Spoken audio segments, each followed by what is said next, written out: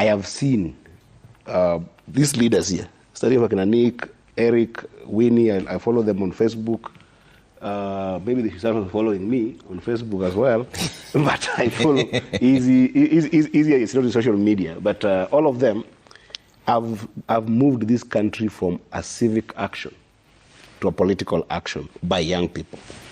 It's extremely critical because young people in this country have always been sitting in the fence that issues will be solved by other people, and they only do some small civic actions. Maybe mandamano here kidogo, complaining here and there. But now you are seeing a swath of young people in this country moving to the space that need critical mass, which is the political action. And Eric, I cannot emphasize enough how the work you guys are doing is important. I am a young person in parliament today, probably among the youngest people elected in parliament today, and it's so frustrating dealing with structures in government that don't work, but most importantly, what I call institutionalized corruption at the national level that has now gone even to the county level. And that for us to deal with it is more and more young people taking control over the country and taking control over the country's affairs, those conversations. So don't think that the work that you're doing is not appreciated. It's extremely appreciated, and I hope that one day we'll be at a platform. Now, to the question of whether devolution is working, I think some facets are working, but some facets are not working because there is devolved corruption. And that devolved corruption, solving it, different people have got different perspectives. But I think that there is something that Winnie said that I wanted to just enhance a little bit. She has talked about how our leaders behave vis-a-vis the system is being rotten. The system is rotten because leaders are stronger than institutions. We don't have strong institutions in Kenya. And we need to build strong institutions that can withstand bad leadership of individuals, so that individuals cannot make strong decisions. Like we have seen governors, for instance, making very strong decisions. Even in a county, you can find that a governor can choose that only one contractor will be doing everything. And then that one contractor then denies the entire county opportunity for money circulation to go to every facet. Then frustration is felt by everybody. So that's a question that we'll answer one day. But the fundamental question today is whether counties should be given this 20 billion or not. You see, we need to understand the structure of counties.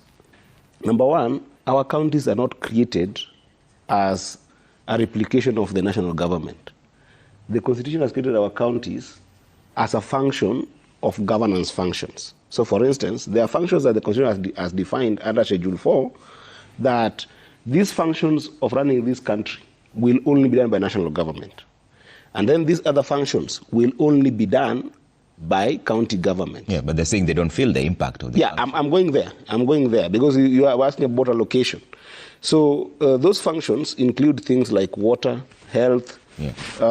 There is ECD. Counties don't handle high school or primary school. They only handle ECD and TVETs. There is agriculture, and I don't want to mention them all because of time. Now, those functions, we have had two problems. Number one, money does not necessarily follow those functions. Even if you have allocated money in the Senate and the Parliament has passed all these monies, disbursement then becomes a problem. Mm-hmm. And then number two is that there are some functions that the national government, because of wanting to control money, wants to keep on holding on. In fact, there are 500 other functions that the national government imekatalia, that is worth 272 billion. So how did we get to this 400 billion? Last year's budget, that is last financial year's budget, counties were getting up to 385 billion.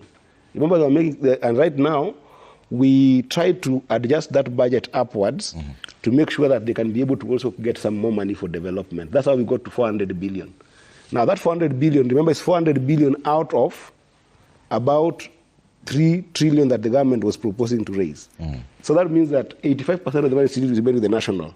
But the reason why it is difficult for even us to think about removing 20 billion out of that 400 billion is because the 15 billion that was added to counties was non-discretionary. Non-discretionary means there were monies that we could not be able to add counties money for development. There was no money. Okay.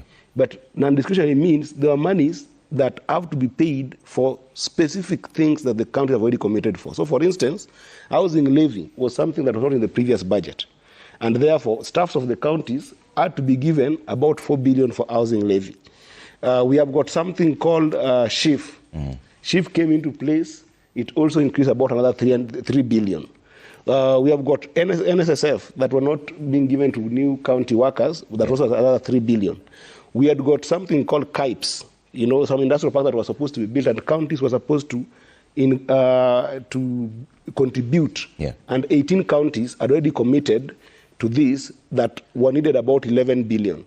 So that was the money that was added to counties, meaning that their contractors were already committed. There were people whose salaries are going to be affected.